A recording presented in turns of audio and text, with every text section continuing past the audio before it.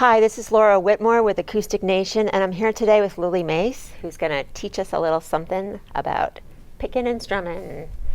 Hi, Lily. Hey, how are you? I'm good. Good. So, share your wisdom with us. All right, so we were talking a little bit earlier about just the different ways that you can approach the acoustic guitar from the right hand.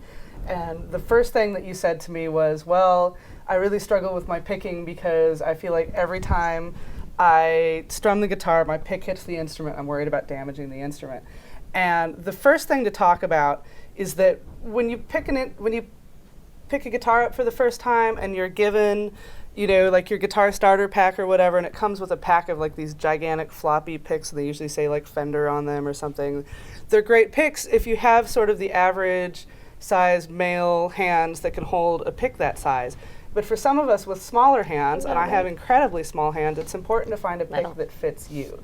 So we tried a couple of different things. We settled on a much smaller pick, and immediately a lot of those strumming issues just went away. Yeah. So can you just strum a little something for me? Yeah. So if you look at Laura's hand now, before there was sort of this happening all the time when she was running into the pick. We made a really tiny off-screen adjustment to the way she's holding her hand and then put a pick in there. The biggest thing that you'll see is that the pick is not sticking out. She's got just enough pick sticking beyond her fingers to hit the strings, and that's it. And if you take a look at my picking hand, I played a bunch of gigs this weekend. If you look at my right index finger, I've got no polish on this part of my hand, and that's because the pick actually hits the string a little bit, because I like to have the tip of the pick so close to me and so close to the guitar that it actually doesn't feel like anything but a little tiny extension of my hand. So many people like to hold the base of the pick because that feels like where they have the most support, and what you get is this really heavy-handed sort of strumming sound. Holding the pick like this really encourages you to strum from the elbow. And I was just saying before also that this reminds me of sort of all of those mid-90s bands like Creed and Nickelback and Bush and all of that, who held their guitars really low and strong like that. And all of us that grew up around then kind of got the impression that that's the way the guitar should be played. It gives you the option to bang on the guitar really hard, but not to do anything nuanced with it. And since we're talking about the acoustic guitar, there's really no need to get that power at the expense of the nuance of the sounds of the strings. So the first step, as far as making an adjustment so that you can get what you want to out of the instrument, in my opinion, is to adjust the pick so there's just a tiny bit of it hanging out beyond your fingers. So we made that adjustment, and that gives us the option of having a lot of different dynamic, different dynamic characters that we can pull out of the instrument. So let's do this, and again, this applies to just about any style of music that you would play on the acoustic guitar, but let's do this in the lens of sort of old-time country, because that's been a really popular thing lately. So the first thing I want to talk about is just getting this sort of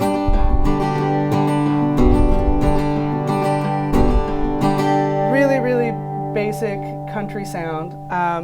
The most important thing with this is separating the bass and the upper end of the strings. So if you play a G chord for me, yeah. So unless you're playing, with a full band and then it's appropriate to sort of strum around like that, if you want to catch that actual country feel,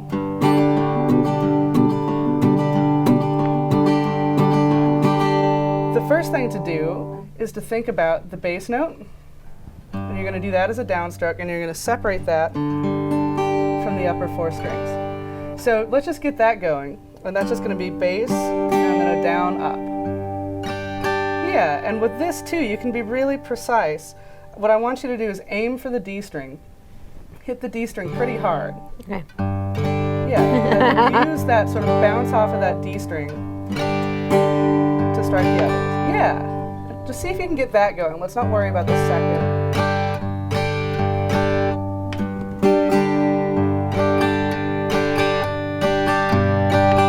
Yeah, so there's a bounciness to it, right? And the big thing is to just make sure that when you're strumming, you don't hit the bass note again, because then it sounds like this. Which is okay, but you lose a lot of that clarity. So that's the first part, and the next part is a little bit more complex. So for the second one, instead of hitting the low E string, you're going to hit the A string. Yeah. So you'll go E string, down, up, A string, down, up.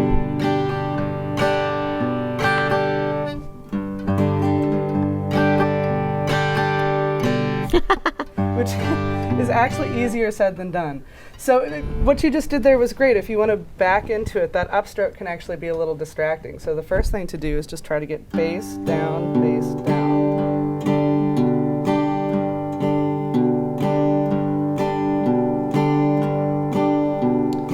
You want to get that going to a point where you feel like the time is really, really consistent. So whatever speed you need to do that at in order to get that going, you can speed it up later. If you try to speed it up now and it's a little inconsistent, then all that means is you're sort of locking that inconsistency into your time feel, which is not, it's very, very difficult to correct later on. Go ahead and try it again.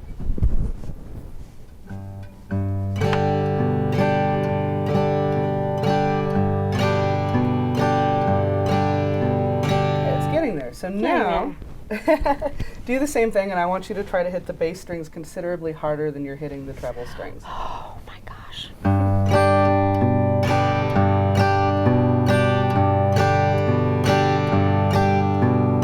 Okay, it's turning into something. Getting there. So now if you can do that, can you add the ups? And if you can't, then you need to add that to a list of things that you'll do later. I don't know. Let's find out.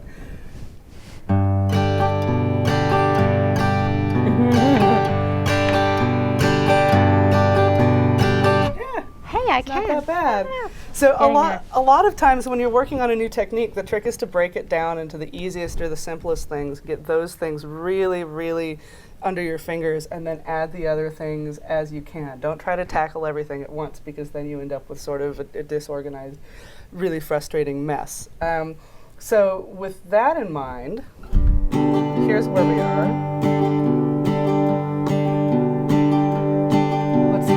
One thing that made that work, I think, for you, and that makes that work in general, is to think about sort of bouncing from one thing to the other. So this thing is giving you, you're bouncing off of the low E string, and that gives you the bounce to do the down and up. And then the up, instead of thinking, okay, I've done my up, now I need to get organized, here's my down stroke, they all have to be like motions that one leads into the next. So I'm coming off my upstroke, and the upstroke actually bounces me into the bass note.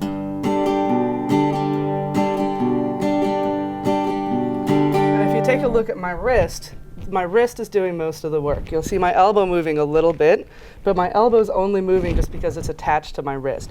When we first start strumming, we think, okay, this elbow's got to make everything happen, and then we end up making these huge sweeping motions, which, in my opinion, if you try to do that, and then hit the strings with the level of precision that we were, you're really setting yourself up for a lot of frustration. But if you think about the elbow moving, and then the wrist sort of just being an extension of the elbow, then this bouncy feeling becomes really possible.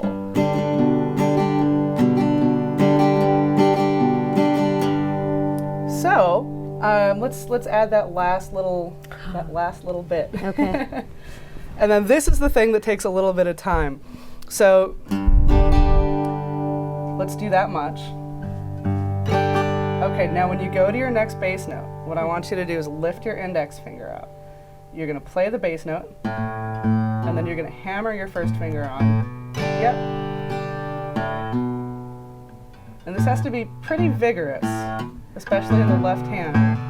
Yeah. And then the tricky thing is to make it fit rhythmically. So it's not... Right? So the hammer-on has to be vigorous, but it still needs to be in time.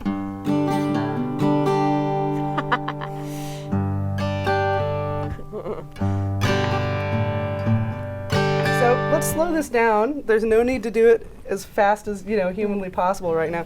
Let's slow this down so it's manageable. So whatever tempo you think that you can do it at is the tempo that... Oh, this is going to happen. It's totally going to happen. There you go.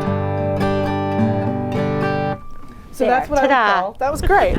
So that's what I would call a working tempo, right? And everything has a working tempo. Nobody learns anything by starting at the highest level and then pushing themselves to stay there. One of my frustrations sometimes seeing a lot of people do sort of bite-sized lessons online and such is people say, okay, here's how it goes.